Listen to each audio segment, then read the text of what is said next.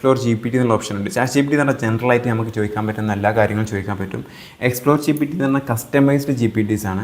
Logo create ചെയ്യണമെന്നുണ്ടെങ്കിൽ ഒരു G P T, image create ചെയ്യണമെന്നുണ്ടെങ്കിൽ ഒരു G P T, consistent characters ആയിട്ടുള്ള ഇമേജസ് ക്രിയേറ്റ് ചെയ്യുന്നുണ്ടെങ്കിൽ ഒരു ജി പി ടി, ഇമേജസ് മാത്രം ക്രിയേറ്റ് ചെയ്യുന്നുണ്ടെങ്കിൽ ഡാൾ അടിച്ച് നോക്കിയാൽ ഇമേജ് മാത്രം ക്രിയേറ്റ് ചെയ്യാനുള്ള ഡാൾ എന്ന് പറഞ്ഞ കസ്റ്റം ജി പി ടി വരും.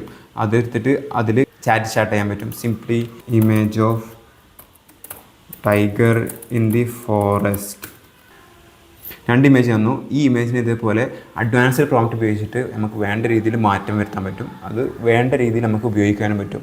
അതിനെ വീഡിയോ ആക്കാൻ പറ്റും, അതിനെ പോസ്റ്റർ ആക്കാൻ പറ്റും, പല രീതിയിൽ നമുക്ക് മാറ്റങ്ങൾ വരുത്താൻ പറ്റും. ഓക്കെ, ഇതിൽ നമുക്ക് ഇനി കൂടുതൽ പഠിക്കാനുള്ളത് ഞാനിപ്പോൾ എക്സ്പ്ലെയിൻ ചെയ്ത എക്സാമ്പിൾസ് അല്ലാതെ വേറെ എന്തെല്ലാം കാര്യങ്ങൾക്ക് ചാറ്റ് ജി പി ടി നമുക്ക് ഉപയോഗിക്കാൻ പറ്റും അതൊന്ന്.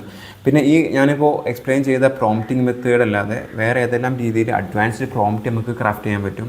ചെയിൻ ഓഫ് തോട്ട് പ്രോംപ്റ്റ് എന്താണ്, ഒരു പ്രോംപ്റ്റിൽ ടാസ്ക് എന്താണ്, കോൺസെപ്റ്റ് എന്താണ്, എക്സാമ്പിൾസ് എന്താണ്, ടോൺ എങ്ങനെ സെറ്റ് ചെയ്യാം, ഈ കാര്യങ്ങളെല്ലാം ഡീറ്റെയിൽ ആയിട്ട് നമുക്ക് കൺട്രോൾ ചെയ്യാൻ പറ്റും.